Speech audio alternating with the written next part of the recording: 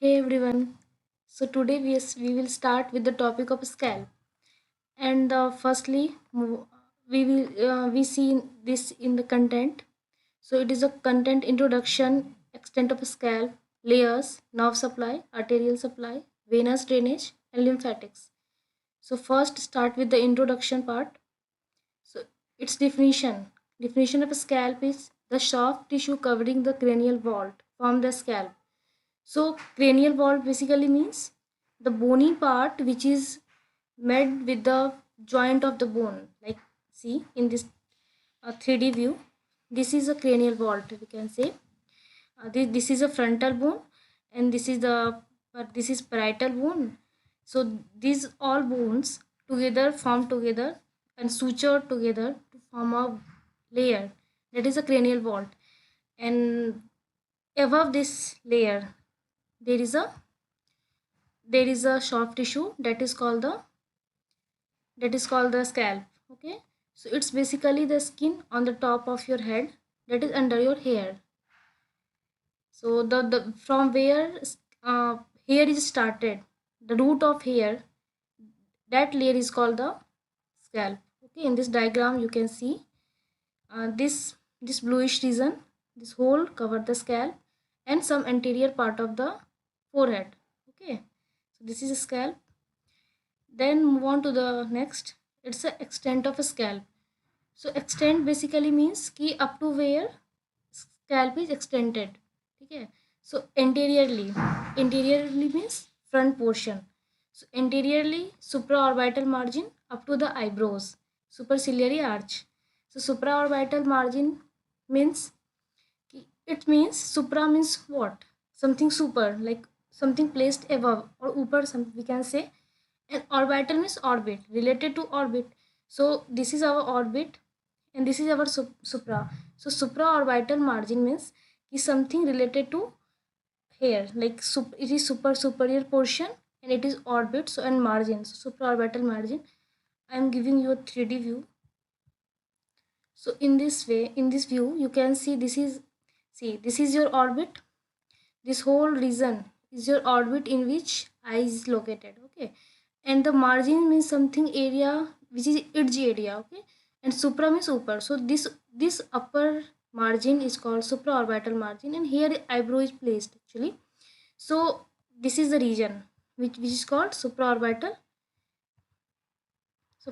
margin. Okay, so anteriorly it up to the eyebrows, posteriorly means backward, like पीछे की तरफ.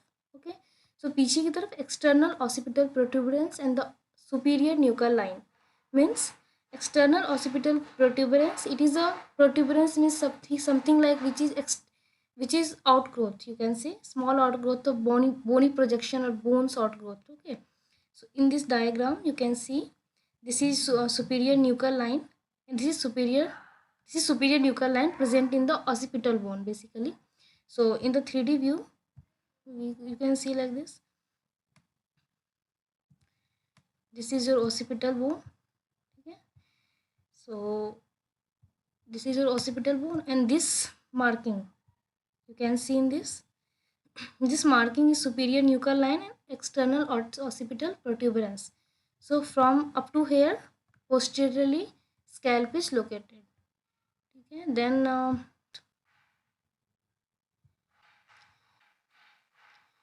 on each side means laterally placed something. So on each side it's a superior temporal line. Superior temporal line, as the name suggests, you can see here superior means something upper. So upper line, this is superior, and temporal line means present in the temporal bone. There is a ear, this is a ear actually, and around the ear there is a temporal bone. So superior temporal line is located where the temporal bone is placed, and this is the line. So up to here scalp is extended. Yeah, so in the 3D view this is your superior, this line is superior temporal line. You can see in this is superior temporal line. Okay, or here ear is placed, and this is the bony projection. So next move on to the next part, and yeah, it is a diagram. Here you can see it's a greenish line, and this show the superior temporal line. Okay. Now we move on to the layers. Layer of scalp. So there are 5 layers of scalp. From superficial to deep, these are the follows. Okay, superficial means up from outer to inner. We are going from outer to inner. So the first layer which we can see is the skin. We all know the first layer is skin, then connective tissue, which is also called as superficial fascia, and third one is the epicranial aponeurosis, fourth one is the loose areolar tissue, and fifth one is the pericranium. So, and in this diagram you can see this is your skin upper layer, this is your skin. Then second one is connective tissue, which is rich with the blood, arterial supply and blood supply. There is a maximum blood supply, in this layer. Third one is the epicranial aponeurosis. Fourth one is the loose areolar tissue, and fifth one is the pericranium. So we see in the detail. Let's start with the skin. So skin of scalp is thick and hairy except over the forehead. So the skin of scalp is thick and hairy. Actually, uppermost layer of the scalp, this is uppermost layer of the scalp, it is much more thick and hairy because hair is present, and it's thick because it need protection, because inside the scalp there is a brain, so brain need a proper protection actually. So it obviously it will be thick layer, so thick and except over the forehead. So in the some part of forehead there is not much thick layer, but actually a layer present. Okay, then it is adherent to the epicranial aponeurosis by dense connective tissue of superficial fascia. So there is a third layer which is epicranial aponeurosis. So skin is attached, properly attached with this layer, okay, by the superficial fascia. There is a superficial fascia in between, which is also called as connective tissue. So there is a skin, then connective tissue, then epicranial aponeurosis, like this. So being hairy, it contains maximum number of hair follicles, sebaceous gland and sweat glands. As a result, scalp is the commonest site of sebaceous cyst. So as we all know, this is hairy actually. So it contains lot of hair follicles, sebaceous gland and sweat glands. So sweat gland basically produce sweats, and the hair follicles sebaceous gland. So sebaceous cyst is a formation of cyst which is caused by the sebaceous gland. So this is the most common site for the cyst. Okay, in this diagram you can see this is the sweat and sebaceous gland. So see here, this is a eccrine sweat gland and a sebaceous gland here, pores from where hair is started, like outgrowth is there, and it is hair follicle. So like this. So in the clinicals we can see this is a view of sebaceous cyst actually on the scalp. So it's an outgrowth on the scalp, which is due to the sebaceous gland is present. So cyst is present like this. It's viewing in 3D. Okay. Now move on to the next, connective tissue. So it's the second layer of the scalp, and also called as subcutaneous tissue or superficial fascia. Okay. So now it is more fibrous and dense in the center than at periphery of the head, and contain plenty of blood vessels and nerves of the scalp. So it is more fibrous and dense in the center. There is a whole layer, and it is more centrally dense, and periphery पे कम होता है, like centre में ज़्यादा blood vessels हैं, arteries हैं, तो वो ज़्यादा डेंस है, एंड पेरीफेरी पे कम है. तो it contain plenty of blood vessels and nerves, maximum nerve supplies, blood supplies जो भी होता है, लाइक जितने भी आर्टरीज, नर्व्स, वेन्स हैं, सब कनेक्टिव टिश्यू के लेयर्स में प्रेजेंट है. Okay, then it bind to the skin to the subjacent aponeurosis and provide the proper medium for passage of blood and nerves to the skin. So skin में कोई particularly blood supply या nerve supply नहीं होता, like connective tissue उसके नीचे है just, तो it give a proper passage, like जितने भी blood और arteries हैं connective tissue में, they give the proper passage to the skin, and through which skin is nourished. Okay, and the skin is nourished. So we move on to the clinical aspects. So when the blood vessels cut or torn due to injury, they are unable to retract and cause profuse bleeding. Obviously कि कोई भी चोट लग गई यानी कोई भी injury हुई, ठीक है, ब्लड वेसल्स में वो डैमेज हुआ, इंजरी हुआ उसमें, तो due to excessive blood vessels and due to excessive pressure, because we read earlier ना कि it's a dense and fibrous. So जब डेंस है देन प्रेशर ज़्यादा है, एंड जब चोट लगी वहाँ पे then it will be retract and profuse bleeding, like बहुत ज़्यादा ब्लीडिंग होगी वहाँ पे. ओके, सो ब्लीडिंग स्टॉप जल्दी नहीं होगी. So we can stop by bleeding can be stop by pressing and applying pressure at the site of injury by tight cotton bandage against the bone. ठीक है, मीन्स कि जिस जगह पे इंजरी हुई है on that place we will apply pressure properly and tight करेंगे उसको कॉटन के बैंडेज से. ठीक है, बोन के साथ. ठीक है, तो जब हम टाइट करेंगे प्रेशर को तो ब्लड वेसल्स भी आपस में, मतलब ब्लड वेसल्स रुकेंगे उस प्रेशर की वजह से. ठीक है, ब्लड वेसल्स कम होंगे और वो जो भी ब्लड निकल रहा है प्रोफ्यूज हो रहा है वो ब्लीडिंग कम हो जाएगी and bleeding will be stop. So this is the way how to deal with it. And different views of the wounds on the scalp extending up to the layer of connective tissue. This is the diagram figure of the wounds on the scalp. You can see here. Now move on to the next, epicranial aponeurosis. So epicranial aponeurosis, also called as glia aponeurotica. Okay, glia aponeurotica. This layer is formed by the occipitofrontalis muscle and its aponeurosis. So there is a two part of the glia aponeurotica or epicranial aponeurosis. Is the first one is the occipitofrontalis muscle, and second one is its aponeurosis. So aponeurosis basically is a layer. It is layer of sheets which connects two muscles. Two part of the muscle is basically work like a bridge. Okay, एक दो muscles हैं, हमने हमें उन दोनों को मिलाना है.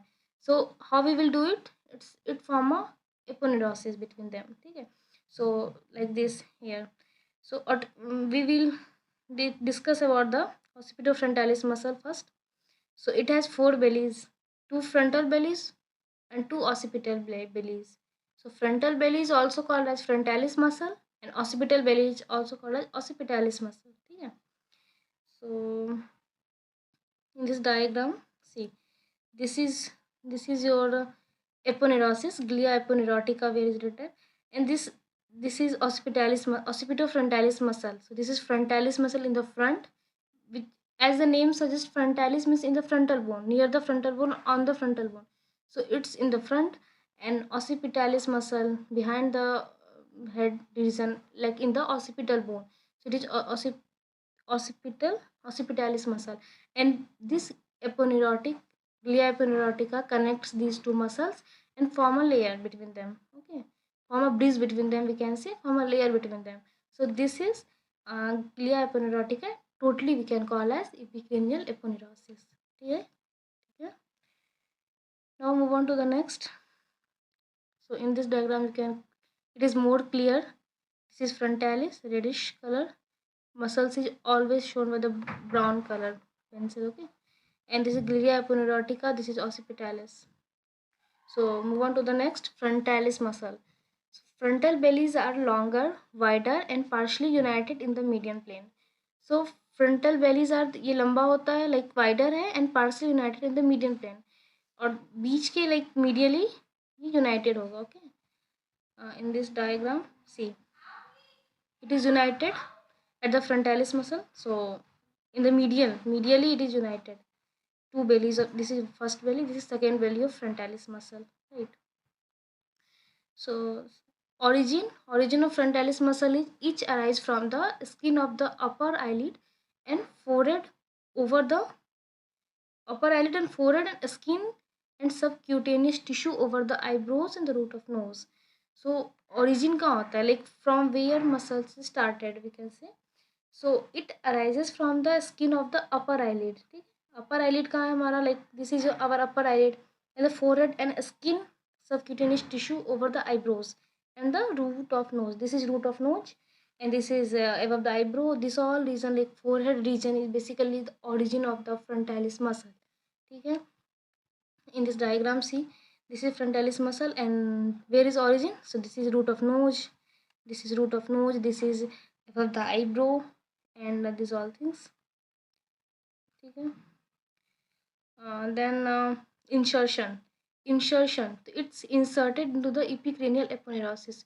So by the diagram, this is, see, See, this is from here it's originated and inserted into the epicranial aponeurosis, which is cleared actually. Okay, and it has no bony attachment of their own, and nerve supply temporal branch of facial nerve. Okay, there is a 5 branch of facial nerve. So first, this one is the temporal branch of facial nerve because it crosses near the crosses over the temporal bone. So we name as the temporal branch of facial nerve. It's nerve supply and no bony attachment. It is not attached with any bones. Yeah, directly not attached actually, but around it there is a lots of bone and it attached other muscles, but it is not actually attached. Then its function we can say like this: कि muscle raises the eyebrows and cause horizontal wrinkles in the skin of the forehead. Okay, in this diagram you can see horizontal wrinkles like this expression, something you can see in my head. This is expression of horizontal wrinkles and a raise of eyebrows like this. So this all activity we can done with the help of frontalis muscle. Yeah. So occipitalis muscle. So occipital bellies are small and separate. That frontal bellies are larger and united at the medial line, right? But it is small and separate. Origin हो जाएगा lateral 2/3 of the superior nuchal line. We saw that superior nuchal line in the occipital bone. So origin हो जाएगा lateral 2/3 means laterally, like this is your line. This is from here it's originated. Where diagram?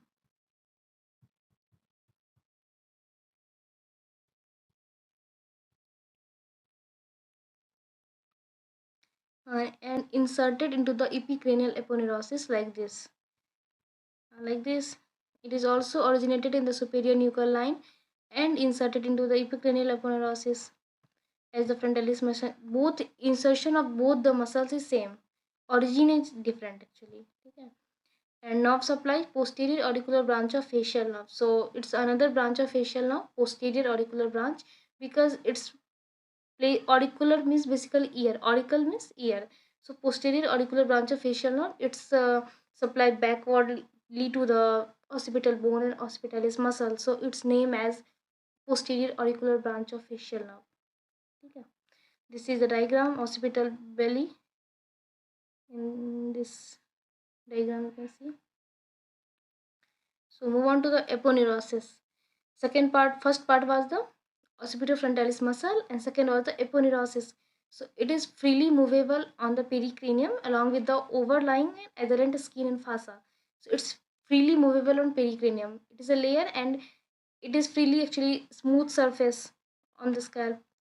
And anteriorly it received the insertion of the frontalis and posteriorly received the insertion of the occipitalis and attached to the external occipital protuberance. Obviously in this diagram you can see what same thing is there. Anteriorly, this is anterior region, so anteriorly it is attached with the